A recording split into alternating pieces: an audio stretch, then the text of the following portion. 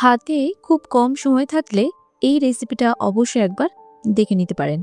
আমার আজকের পর্বের রেসিপি পোচড এগ মশলা, মানে ডিমের একটা ইউনিক রেসিপি। তো প্রথমে একটা প্যানে দিয়ে দিচ্ছি সামান্য তেল। এবার তার মধ্যে সামান্য নুন দিয়ে একটা ডিম উপর থেকে এইভাবে দিয়ে দিলাম। এটাকে পোচ করতে হবে, সে কারণে উপর থেকে সামান্য নুন, সামান্য হলুদ, সামান্য গোলমরিচ গুঁড়ো দিয়ে এটাকে 3 মিনিট কুক করে নিয়ে সাবধানে উল্টে দিতে হবে। এরপর 4-5 মিনিট পর পোচটা তৈরি হয়ে গেল। একইভাবে আরও একটা একইভাবে তৈরি করে নিলাম। এইভাবে প্রত্যেকটা পোচ আমি তৈরি করে ফেলেছি। তো পোচগুলো হয়ে যাওয়ার পর একটা পেস্ট তৈরি করব।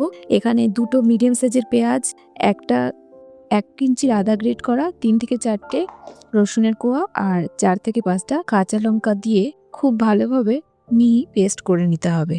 এরপর 2 টেবিল স্পুন তেল গরম করে নিয়ে এতে এলাচ, লবঙ্গ, দারচিনি, শাহজিরা আর গোলমরিচ ফোড়ন দিয়ে এতে আগে থেকে তৈরি করে রাখা এই পেঁয়াজের পেস্টটা দিয়ে দিলাম।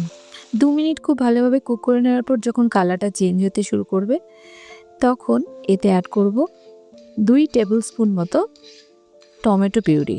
এটাতে কালার এবং টেস্ট দুটোই খুব ভালো আসবে। আরও কিছুক্ষণ কুক করে নেওয়ার পরে এতে মশলাগুলো দিয়ে দেবো। জিরের গুঁড়ো, ধনের গুঁড়ো, শুকনো লঙ্কার গুঁড়ো, কাশ্মীরি লঙ্কার গুঁড়ো আর সামান্য পরিমাণ গরম মশলা। আর দেব নুন, স্বাদ মতো নুন আর সামান্য পরিমাণ হলুদ গুঁড়ো। এরপর খুব ভালোভাবে মশলাগুলো মিশিয়ে নেব আর এতে সামান্য পরিমাণ উষ্ণ গরম জল দেব, যাতে মশলাগুলো পুড়ে না যায় আর খুব ভালোভাবে মিশে যায়। এরপর ঢাকা দিয়ে 3 মিনিটের জন্য লো ফ্লেমে রেখে কুক করে নেব। ঠিক 3 মিনিট পরে দেখতে পাবেন মশলা থেকে তেল ছাড়তে শুরু করেছে।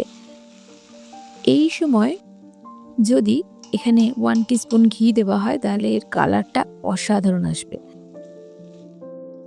2 মিনিট আরও কুক করে নিলাম। এরপর ফাইনালি 2 থেকে 3 কাপ, আমি এখানে 2 কাপ জল দিয়েছি। আপনারা গ্রেভিটা যেমন খাবেন সেই অনুযায়ী দেবেন।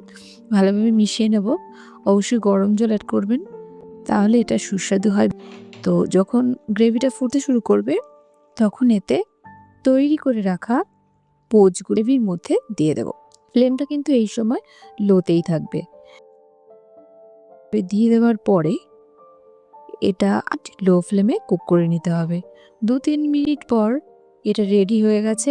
নামানোর আগে দিয়ে দেবো 1 টিস্পুন ঘি, আর মতো গরম মশলা যেহেতু আগে একবার দিয়েছি, আর দেব উপর থেকে ধনে পাতা কুচি। দেওয়ার পরে দেব 5 মিনিটের জন্য রেস্টে রেখে দিলেই রেডি হয়ে যাবে পোচড এগ মশলা। খুব কম সময়ের মধ্যে এই রেসিপি কিন্তু তৈরি করা যায়। হাতে খুব কম সময় থাকলে যদি আপনার সুস্বাদু কিছু খেতে ইচ্ছে করে, তাহলে এই রেসিপিটা অবশ্যই বাড়িতে একবার ট্রাই করে দেখবেন। রেসিপিটা কেমন লাগলো সেটা অবশ্যই আমাকে কমেন্ট সেকশনে জানাবেন। রেসিপিটা যদি ভালো লেগে থাকে তাহলে ভিডিওটিতে একটা লাইক দিয়ে দেবেন এবং সকল বন্ধুদের সাথে শেয়ার করবেন। আপনি যদি আমার চ্যানেল মনের ফ্লেভার্সে প্রথমবারের মতো ভিজিট করেন তাহলে অবশ্যই চ্যানেলটিকে সাবস্ক্রাইব করবেন। ভালো থাকবেন, সুস্থ থাকবেন। আগামী পর্বে আবারও দেখা হবে নতুন নতুন ধরনের এইরকম ইউনিক রেসিপির সাথে। ততক্ষণের জন্য নমস্কার।